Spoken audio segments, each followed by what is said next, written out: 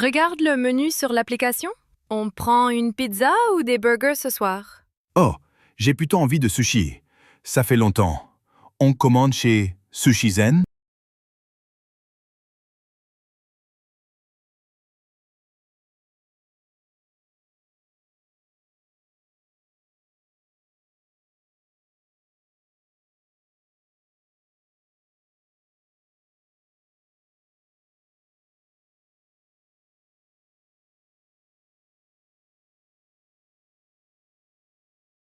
J'ai vérifié la météo pour ce week-end à la montagne. Ils annoncent de la neige. Super! N'oublie pas tes gants et ton bonnet. On pourra faire du ski.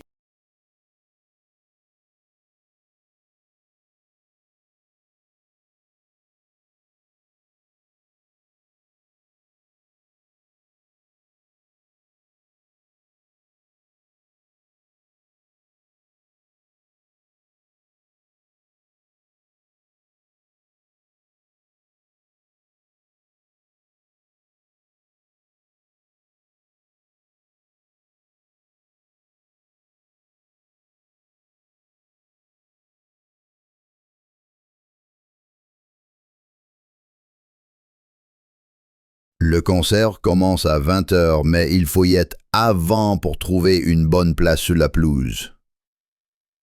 D'accord, j'emporte une grande couverture alors. On se retrouve à l'entrée du parc.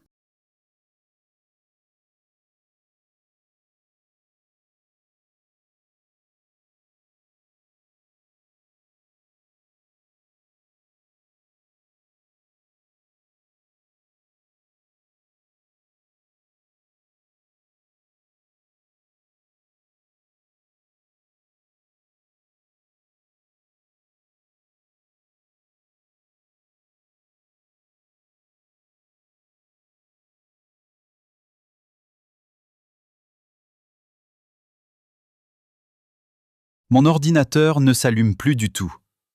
J'ai un rapport à finir. J'ai vu un réparateur informatique juste en bas de la rue. Je crois qu'il peut t'aider.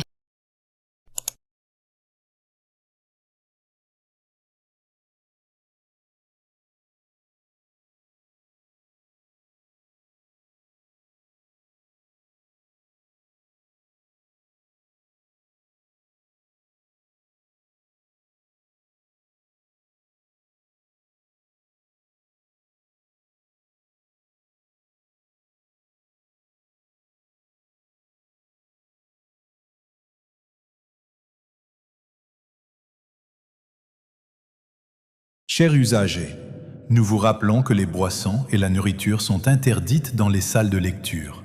Une cafétéria est à votre disposition au rez-de-chaussée. Merci de votre compréhension.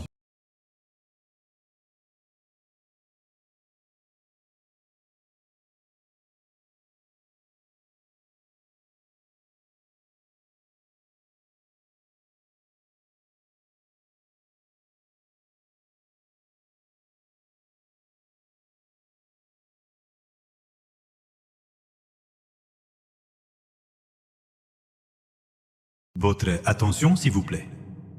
Le petit Léo, 5 ans, attend ses parents au point information. Au deuxième étage, rayon jouets. Il porte un t-shirt rouge et un pantalon bleu.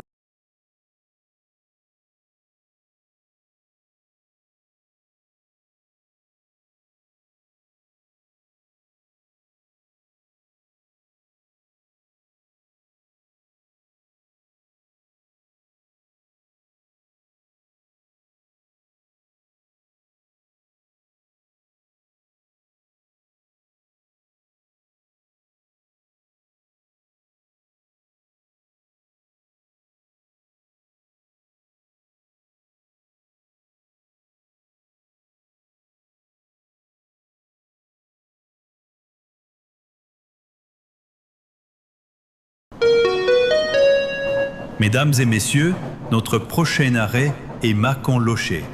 En raison de travaux sur la voie principale, la descente s'effectuera exceptionnellement par le côté gauche du train. Veuillez faire attention en descendant.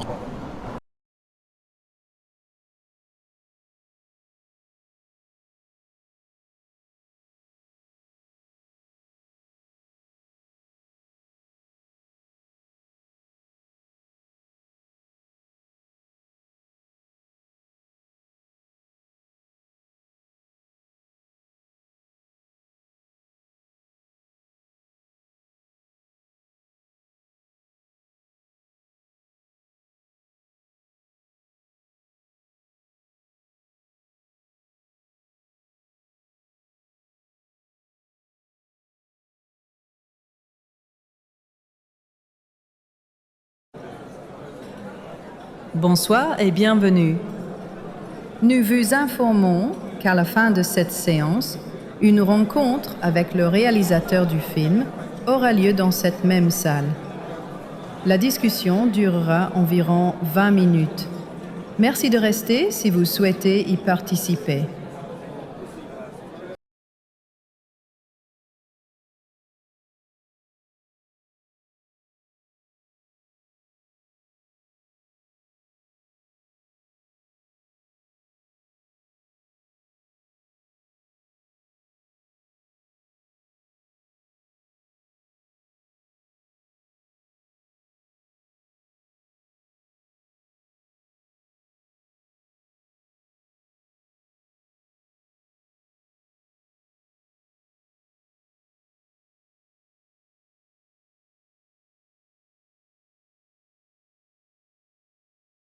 Salut Chloé, c'est Antoine. J'ai un imprévu et je ne pourrai pas passer prendre les documents ce soir. Est-ce que je peux venir demain matin vers 9 heures? Rappelle-moi.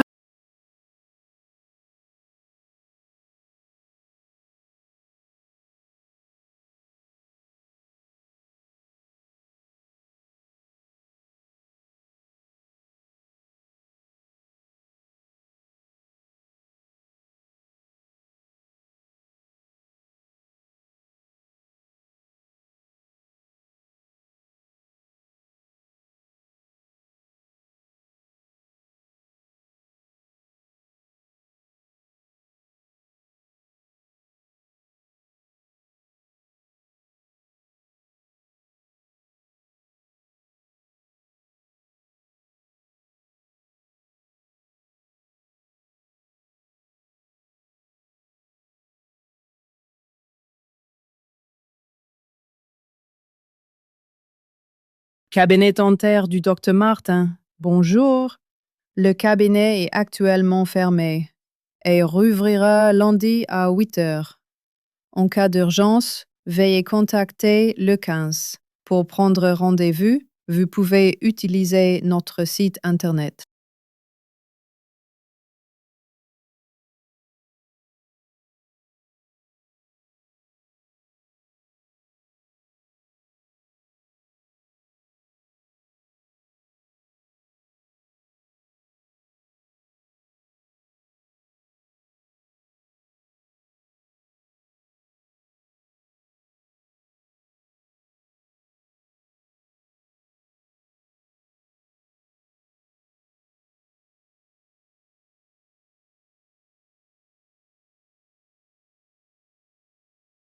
Info traffic.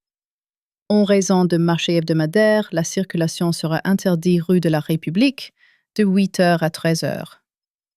Une déviation est mise en place par le boulevard Gambetta. Prévoyez un temps de trajet allongé.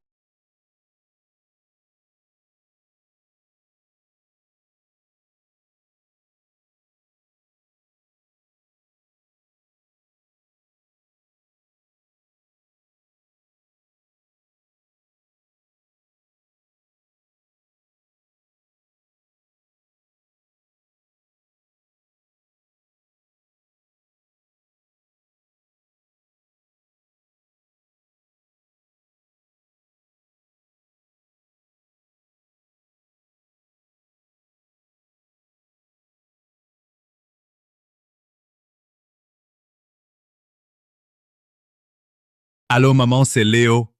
Je suis bien arrivé à la gare, mais j'ai oublié mon chargeur de téléphone à la maison. Est-ce que tu pourrais me l'apporter au bureau de papa demain? Merci.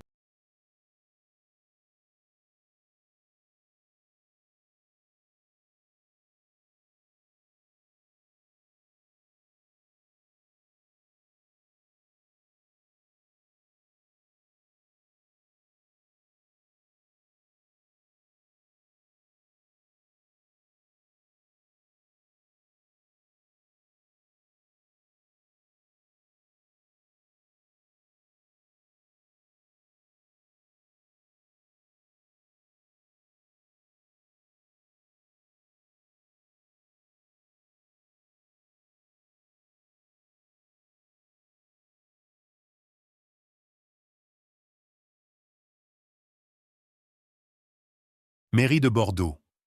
En raison des fortes chaleurs annoncées, la piscine municipale sera ouverte gratuitement au public tous les après-midi de 14 heures à 18 heures cette semaine.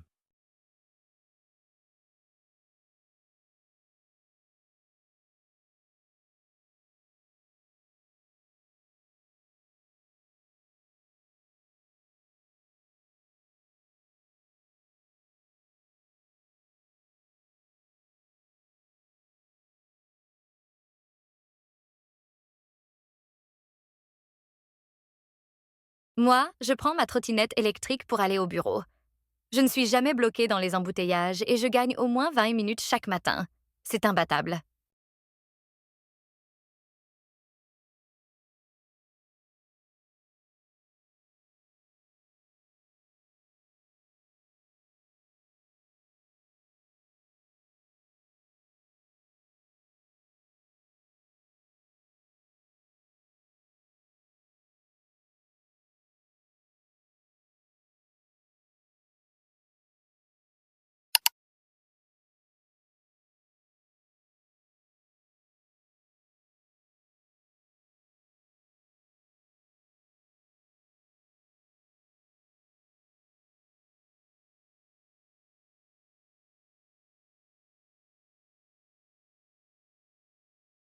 J'ai vendu ma voiture l'année dernière.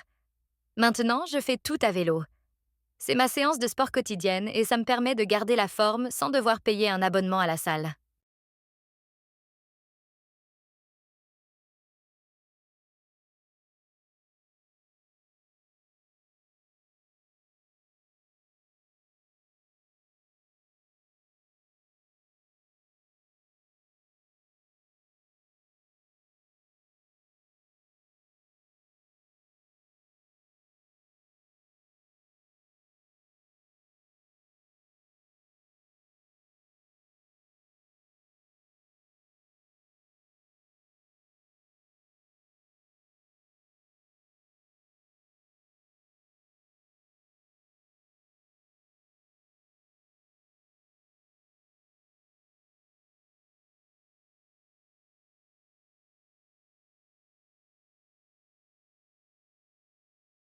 J'utilise exclusivement les transports en commun. Mon abonnement annuel est bien moins cher que l'assurance et l'essence de ma vieille voiture. L'économie est considérable à la fin de l'année.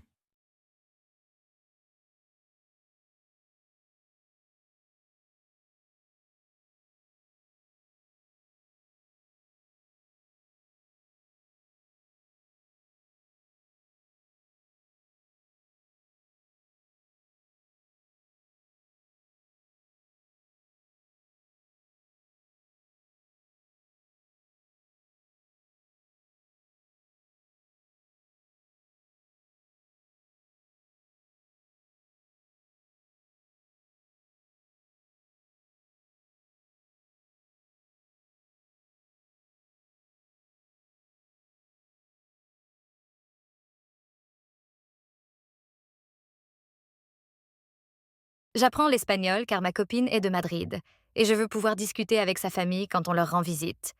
Ça rend les voyages tellement plus riches.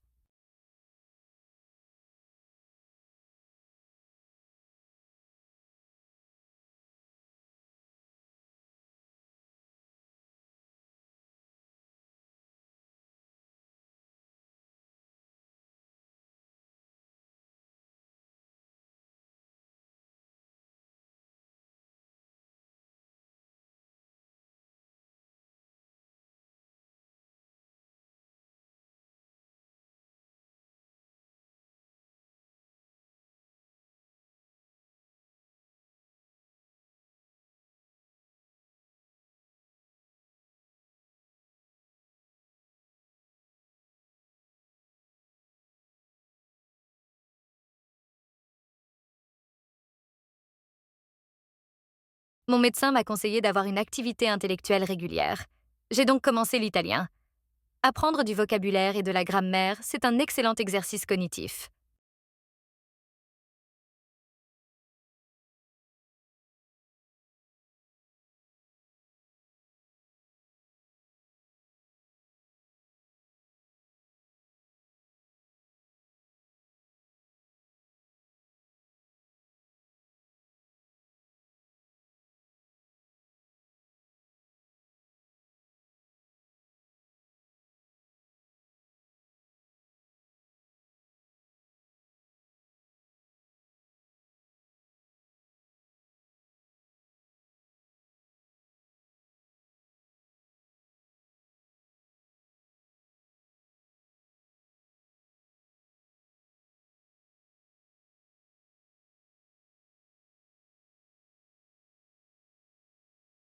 Mon entreprise a été rachetée par un groupe allemand.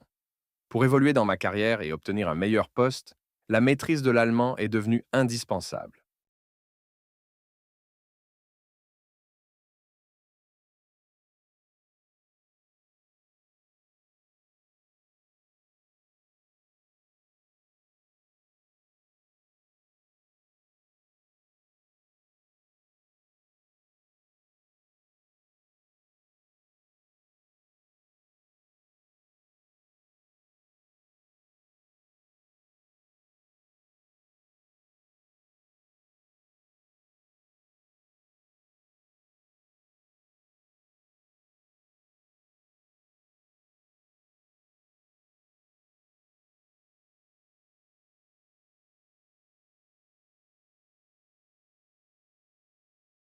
Les supermarchés coopératifs et participatifs gagnent du terrain.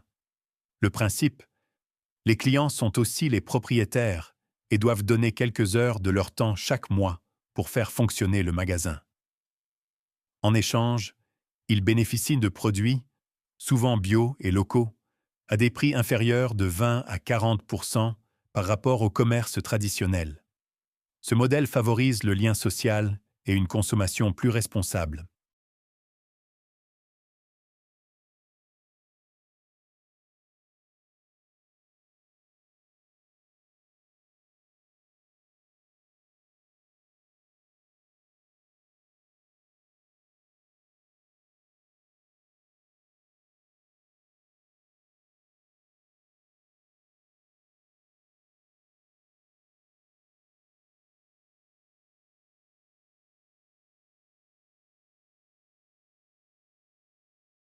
La slow fashion, ou mode lente, s'oppose au modèle de la fast fashion et ses collections sans cesse renouvelées.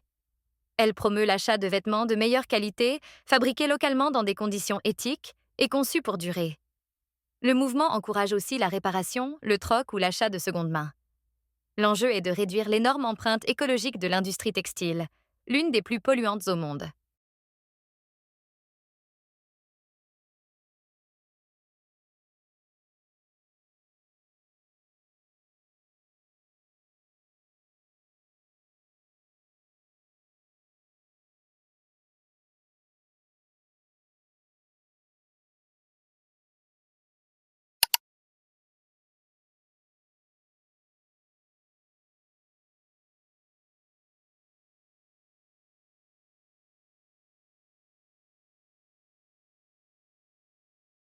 À Grenoble, une initiative encourage les entreprises à installer des ruches sur leurs toits. L'objectif est double: participer à la sauvegarde des abeilles, essentielle à la pollinisation, et produire un miel local. L'association Apicité s'occupe de toute l'installation et de la maintenance. Le miel récolté est ensuite offert aux employés ou vendu au profit d'associations. Aujourd'hui, plus de 50 entreprises de la région participent.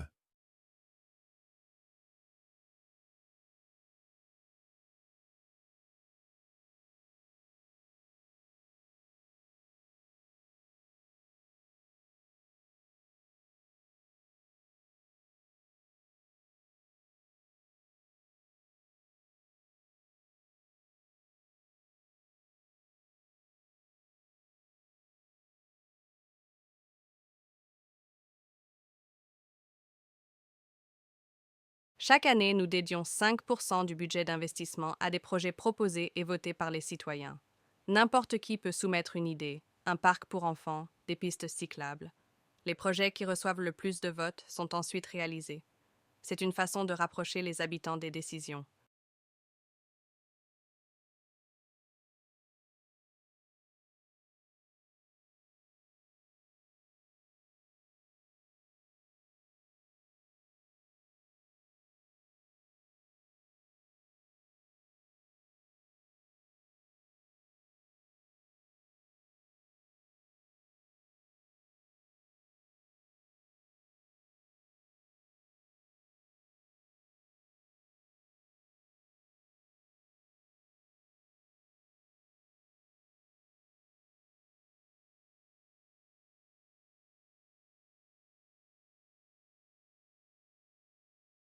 Le concept d'intermittence de la recherche fait son chemin dans le monde universitaire.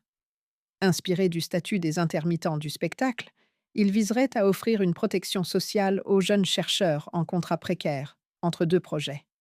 Ses partisans y voient un moyen de lutter contre la fuite des cerveaux. Cependant, les détracteurs pointent un coût potentiellement exorbitant pour les universités et les organismes de recherche.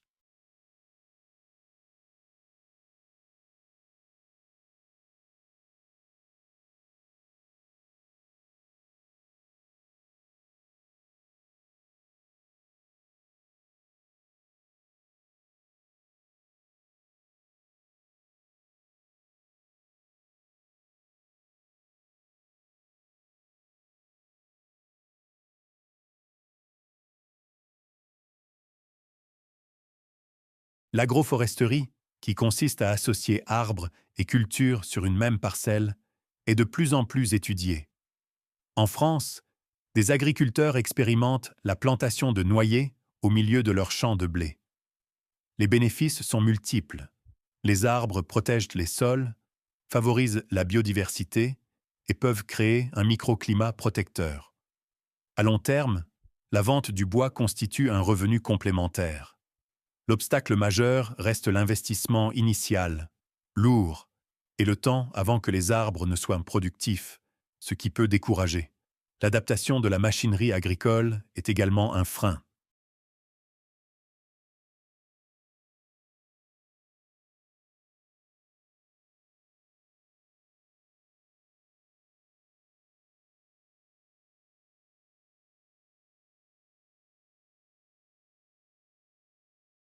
Le service des parcs et jardins informe que, suite aux récentes tempêtes, plusieurs sentiers du bois de Vincennes sont temporairement fermés au public en raison de chutes de branches.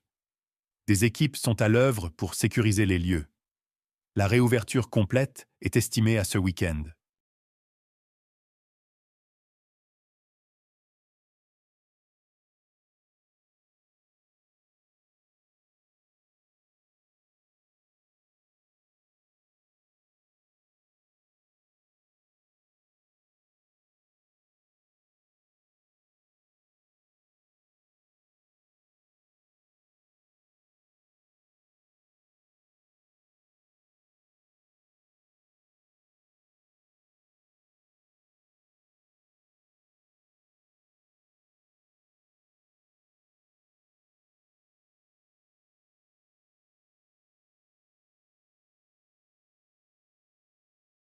L'application Gaspido permet aux supermarchés de vendre à prix cassé leurs produits proches de la date de péremption.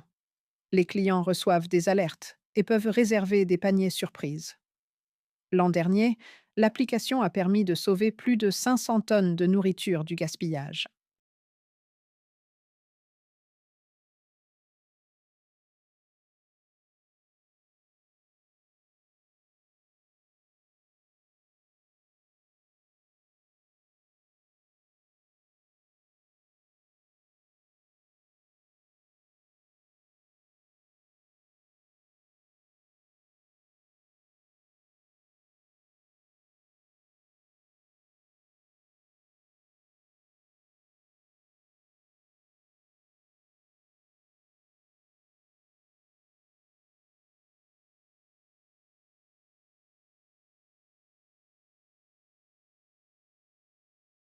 L'association Lire et faire lire recherche des bénévoles de plus de 50 ans pour animer des séances de lecture dans les écoles. Il ne s'agit pas de soutien scolaire, mais simplement de transmettre le plaisir de lire.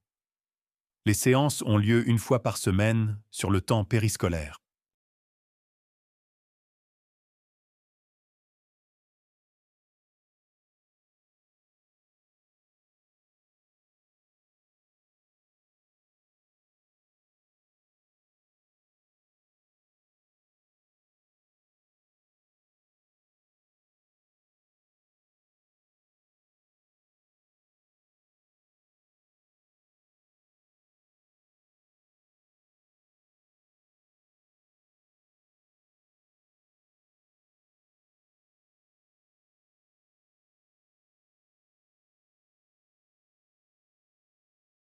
La SNCF expérimente sur la ligne Paris-Lyon des espaces siestes, de petites cabines individuelles qu'on peut louer pour une durée de 20 minutes à 1 heure. Équipées d'un fauteuil inclinable, elles visent à améliorer le confort des voyageurs d'affaires sur les longs trajets.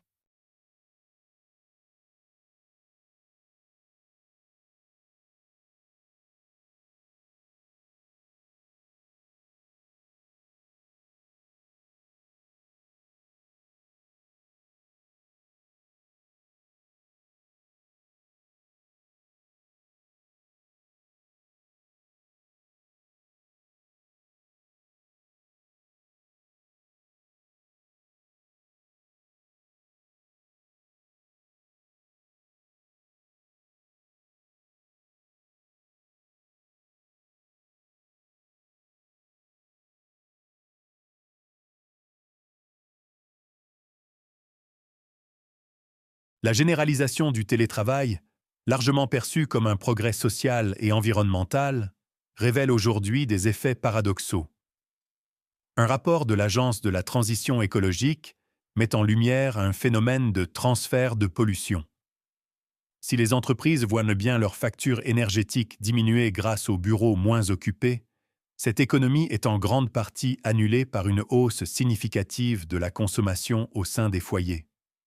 En effet, les salariés en télétravail chauffent et éclairent leur logement durant des journées entières, alors qu'ils seraient vides autrement. À cela s'ajoute la multiplication des équipements électroniques en marche.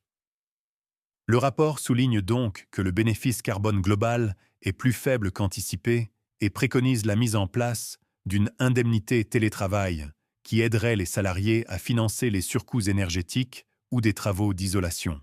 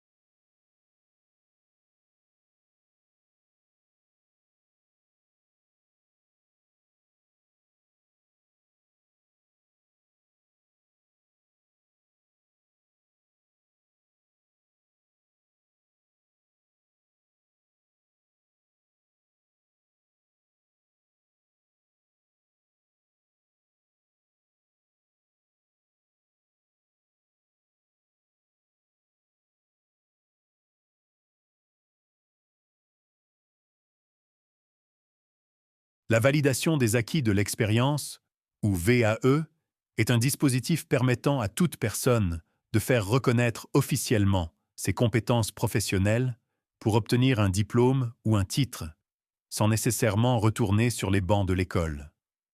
Bien que ce système existe depuis des années, il reste sous-utilisé, souvent perçu comme un parcours du combattant, long et bureaucratique.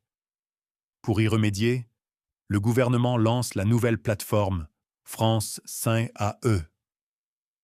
L'objectif est de simplifier radicalement la démarche. Un portail unique, un accompagnement personnalisé par un architecte de parcours et un processus entièrement numérisé. L'ambition affichée est de réduire la durée moyenne d'une VAE de plus d'1 an à seulement quelques mois, afin de la rendre plus attractive et d'en faire un véritable outil au service des évolutions et des reconversions professionnelles.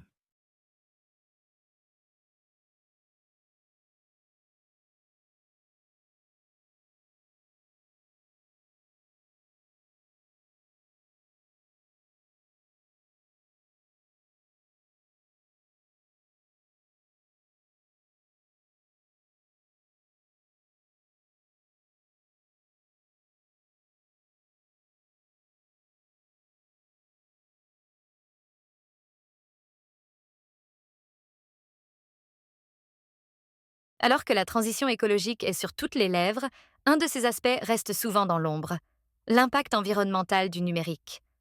Loin d'être immatériel, notre vie en ligne a un poids bien réel, représentant aujourd'hui près de 4% des émissions mondiales de gaz à effet de serre, soit plus que l'aviation civile.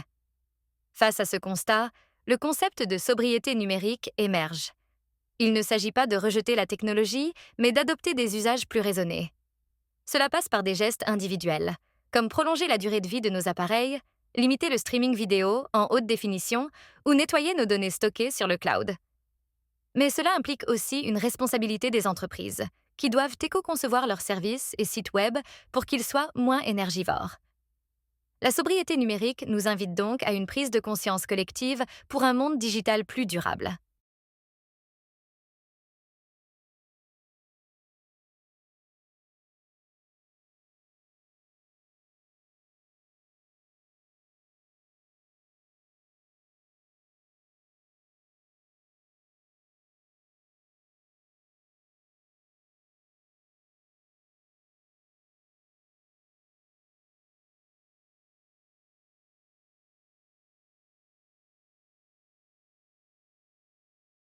Inspiré d'expériences menées en Belgique et en Italie, le concept de rue scolaire commence à se développer dans plusieurs villes françaises.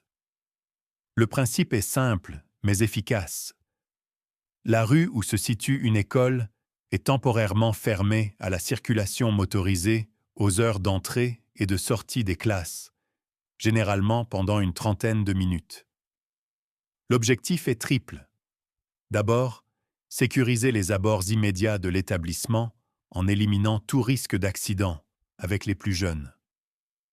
Ensuite, améliorer la qualité de l'air que les enfants respirent à un moment clé de leur journée. Enfin, cette mesure incite les parents et les enfants à opter pour des modes de transport actifs, comme la marche ou le vélo, contribuant ainsi à la lutte contre la sédentarité.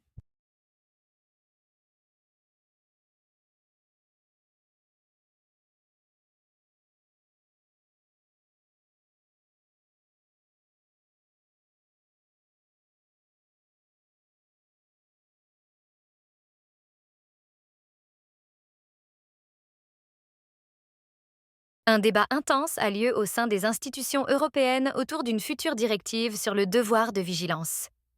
Ce texte obligerait les très grandes entreprises à identifier et prévenir les risques d'atteinte aux droits humains et à l'environnement, non seulement dans leurs propres activités, mais aussi sur l'ensemble de leur chaîne de valeur, y compris chez leurs fournisseurs et sous-traitants à travers le monde. Pour les organisations non gouvernementales, il s'agit d'une avancée historique pour mettre fin à l'impunité de certaines multinationales. À l'opposé, plusieurs fédérations patronales expriment de vives inquiétudes. Elles craignent que cette réglementation n'impose une charge administrative et financière insupportable et surtout qu'elle ne crée une distorsion de concurrence au détriment des firmes européennes, face à leurs rivales américaines ou chinoises qui ne seraient pas soumises à des contraintes aussi strictes.